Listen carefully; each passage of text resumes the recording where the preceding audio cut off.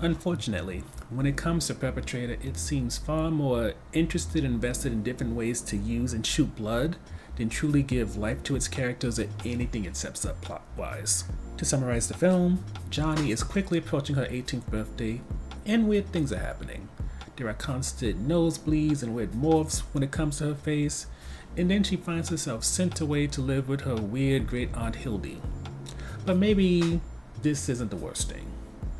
Aunt Hildy has some answers regarding what's happening to Johnny, but at the school Johnny is now enrolled in, since she switched districts, there have been a series of kidnappings, and if Johnny isn't careful, she might be next.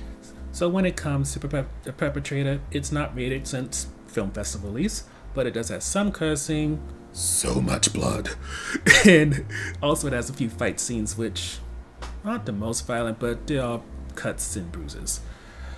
Beyond that, sexual content wise, two characters do get intimate, but you don't see nothing notable. And for miscellaneous stuff, there is a conversation about miscarriage that is more than just stating facts.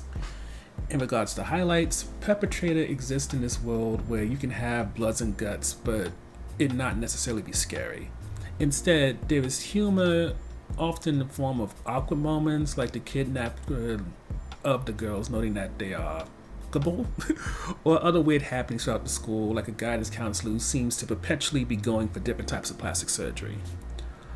All of this is done in the most comical ways, and it veers almost toward being corny, but you can tell the film tries to walk the tight line between the type of jokes the horror genre loves to use to poke fun at what's normal and accepted, and, allowing itself to not necessarily be the type of film that's trying to appeal to anyone in particular, hence the mention of it sometimes being corny.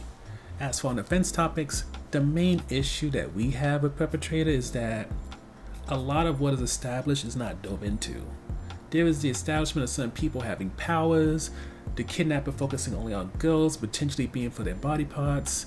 Then there's Johnny's mom, Jean, who hasn't been a huge part of her life for many years. And there's so many different storylines established that could draw you in further, but like an action movie that just wants to get to the next chase or shootout, oftentimes you can feel Perpetrator is just dealing with having to set up storylines so they could get to showing some kind of blood.